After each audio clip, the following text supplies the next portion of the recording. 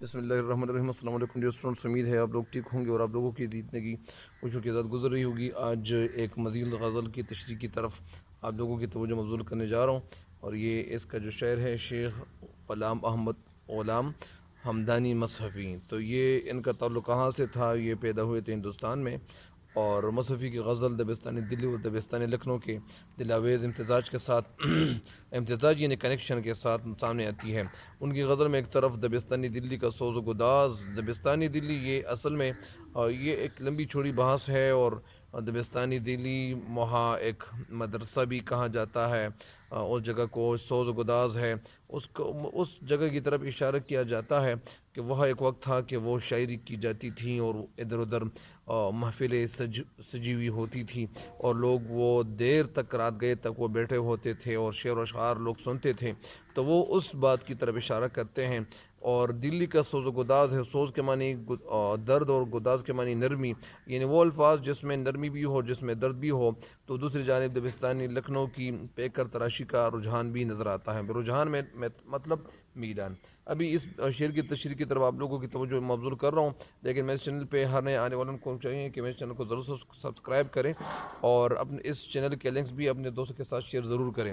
ناگاہ چمن میں جب وہ گلندام آ گیا، گل کو شکست رنگ کا پیغام آ گیا، اٹھا جو صبح خواب سے وہ مست پرخار، وہ مست پرخار، اور خورشید کف کے بیج لیے جام آ گیا، لیے جام آ گیا۔ تو یہ کیا ہے؟ ناگاہ کے معنی ہے یعنی ناگہانی، اچانک۔ چمن میں جب وہ گل اندام آ گیا، گل اندام کا مطلب یہاں کیا ہے؟ گل اندام کا مطلب یہاں محبوب ہی ہے۔ اور گل کو شکست رنگ کا پیغام آیا گیا، گل کے معنی پھول، شکست کے معنی کیا ہے؟ شکست کے معنی ہے ہار، شکست ہار کو کہتے ہیں، رنگ کا پیغام آ گیا۔ تو یہ اصل میں کیا ہے؟ اس شعر میں شعر کہنا کیا چاہتے ہیں، اس کا مطلب کیا ہے اور کیا نہیں ہے؟ تو یہ اسی مطلب کو آپ کو سمجھاتا ہوں کہ اس کا مطلب کیا ہے، کیا ہونا چاہیے۔ اصل میں شاعر غلام ہمدانی مصحفی کہنا کیا چاہتے ہیں؟ اردو شاعری میں محبوب کو اس کی نزاکت اور حسن و جمال کی وجہ سے پھول سے تشبیہ دینے کی روایت جو تھی وہ پہلے سے موجود رہی ہے، یہ روایت پہلے سے ہی آ رہی ہے۔ اس شعر میں شاعر کہہ رہا ہے کہ میرا محبوب پھول سے بڑھ کر حسین ہے۔ میرا محبوب کیا ہے؟ یعنی وہ جب گل اندام آ گئے، میرا محبوب کیا ہے؟ وہ پھولوں سے بھی حسین ہے۔ اور اس شعر میں کہنا یہ چاہتے ہیں کہ چمن میں رنگ رنگ کے پھول کھلے ہوئے تھے، یعنی چمن جو تھا اس میں رنگ رنگ کے یعنی مختلف قسم کے پھول کھلے ہوئے تھے، اور وہ اگ آئے ہوئے تھے، کھلے ہوئے تھے یعنی اگ آئے ہوئے تھے۔ اچانک میرا محبوب سیر کرتے ہوئے چمن کی طرف جا نکلا، اور میرا جو محبوب تھا تو وہ سیر کی غرض سے وہ باہر نکلا، اور وہ کہہ رہا تھا کہ میں سیر کے لیے جا رہا ہوں، لیکن جیسے وہ چمن کی طرف چلا گیا تو اس نے کیا دیکھا؟ وہ کیا دیکھتا ہے کہ اس کے حسن جمال کے سامنے پھول جیسا خوبصورت وہ کیا ہے؟ وہ مان پڑ جاتا ہے، اس کی خوبصورتی مان پڑ جاتی ہے، اس کی خوبصورتی میرے محبوب کے سامنے بالکل یعنی وہ مان پڑ جاتی ہے، وہ شکست کھا جاتی ہے۔ اور پھر کیا ہوتا ہے؟ گل کو شکست رنگ کا پیغام آ گیا۔ پھر یہ ہوتا ہے کہ پھولوں کو شکست رنگ کا پیغام وہ یہاں آیا، اور وہ میسج یہاں پہنچا۔ میرے پیغام کو سندیسہ بھی کہتے ہیں۔ پھول حسن و جمال لگتے تھے، وہ حسن لگتے تھے، وہ خوبصورت تھا، لیکن میرے محبوب کے حسن و جمال کے سامنے پھول کا جو حسن تھا، اس کی جو خوبصورتی تھی، اور وہ جو کشش اس کے اندر موجود تھا، اس پھول کے اندر وہ اپنی کشش کھو بیٹھا۔ اور یہی ایک مضمون ایک شاعر ہے آتش، وہ کچھ اس طرح ادا کرتے ہیں اور کہتے ہیں کہ تھی آرزو، وہ کچھ اس طرح کہتے ہیں کہ تھی آرزو کہ تجھے گل کے روبرو کرتے، ہم اور بلبل بیتاب گفتگو کرتے۔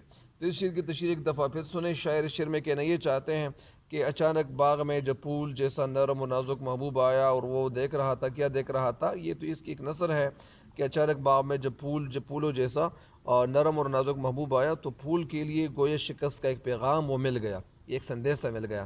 شاعر شعر میں کہنا یہ چاہتے ہیں کہ مصحف شعر میں محبوب کے حسن و جمال کی تعریف کرتے ہوئے کہتے ہیں کہ ایک دن اچانک میرا محبوب وہ باغ میں نکل آیا، اور وہ سیر کے لیے وہ باہر جب نکل آیا تو وہ اس کے حسن، نزاکت اور جلووں کے سامنے، خوبصورتی کے سامنے، پھول کی ساری دلکشی اور خوبصورتی وہ کیا ہو گئی؟ وہ مات پڑ گئی، وہ ہار گیا۔ اور پھول لاکھ حسین کتنا خوبصورت کیوں نہ ہو، دلکشی ان کے اندر کتنی نہ ہو، بہت زیادہ کیوں نہ ہو، مگر شہر کے نزدیک محبوب کے حسن اور نزاکت کے سامنے اس کے سارے رنگ جو تھے وہ مطلب یعنی کچھ نہ رہے، وہ اس کی خوبصورتی کچھ نہ رہی، اور اس کی ساری حیثیت جو تھی وہ بالکل ماند پڑ گئی، اور اس کی حیثیت اس کا مرتبہ کچھ نہ رہا پھول کا۔ اور اسی وجہ سے شعراء نے بار بار پھول اور محبوب کا موازنہ کیوں کیا ہے؟ اصل میں یہ ایک لمبے سلسلے ہیں، اور ایک لمبے عرصے سے یہ ایک سلسلہ چلا رہا ہے کہ شعراء کیا کرتے ہیں، وہ پھول کی بات کرتے ہیں، کبھی کیا کرتے، کبھی کیا کہتے ہیں، کبھی کہتے ہیں کہ سنا ہے لوگ اسے آنکھ بھر کے دیکھتے ہیں، سوچ کے اس کے شہر میں کچھ دن ٹھہر کے دیکھتے ہیں، سنا ہے بولے تو باتوں سے پھول جھڑتے ہیں، چلو یہ بات ہے تو بات کر کے دیکھتے ہیں۔ احمد فراز کے اشعار ہیں، چلو یہ بات ہے تو بات کر کے دیکھتے ہیں۔ تو کبھی لوگ کیا کہتے ہیں، کبھی کیا کہتے ہیں، اور اسی وجہ سے اور ہر بار پھول کے مقابلے میں محبوب کی جیت ہوتی ہے۔ محبوب کی جیت کیوں ہوتی ہے؟ کیونکہ محبوب کی جیت اس لیے ہوگی کیونکہ اصل میں پھول اور محبوب کا موازنہ یہ ایک اور شے نے اس طرح کچھ کیا ہوا ہے، اور کہتے ہیں کہ وہ آئے بزم میں اتنا تو میر نے دیکھا، پھر اس کے بعد چراغوں میں روشنی نہ رہی۔ تو اصل میں اگر میں انسان کا ذکر کروں تو یہ ساری چیزیں وہ مان پڑ جاتی ہیں، یہ ساری چیزیں جتنی بھی اللہ تعالیٰ نے بنائی ہوئی ہے، تخلیق کی ہوئی ہے، لیکن اللہ تعالیٰ کا جو یہ تخلیق ہے، اللہ تعالیٰ کی یہ تخلیق انسان کی، جس طرح اللہ تعالیٰ نے فرمایا ہے کلام پاک میں، اعوذ باللہ من الشیطان الرجیم، بسم اللہ الرحمن الرحیم، لقد خلق الانسان، جس طرح اللہ تعالیٰ نے فرمایا ہے کہ میں نے انسان کو خوبصورت شکل دے کر اور خوبصورتی دے کر میں نے ان کو پیدا کیا ہوا ہے، اس طرح۔ تو اسی وجہ سے شاعر بھی حضرات بھی اس طرح وہ محبوب کی تعریف کچھ اس طریقے سے کرتے ہیں۔ اس شعر کی تشریح مکمل ہو گئی، مجھے امید ہے کہ اب اس شعر کی تشریح سمجھ جاؤ گے انشاءاللہ، اور اپنے دوستوں کو بھی بتائیے اور فیڈ بیک بھی دیجیے، اور میرے اس چینل پہ جن اشعار کی تشریح کی ضرورت ہوتی ہے وہ کمنٹ سیکشن میں ضرور لکھیے گا، تاکہ مجھے پھر اندازہ ہو اور میں پھر اس تشریح کو اپلوڈ کرتا جاؤں۔ اور ہم سب کو دعا میں یاد رکھیں، اللہ تعالیٰ ہم سارے پاکستان کو اللہ تعالیٰ ہمیشہ اور تابندہ رکھیں اور پائندہ رکھیں۔ تب تک کے لیے اجازت چاہتا ہوں، اللہ نگہبان۔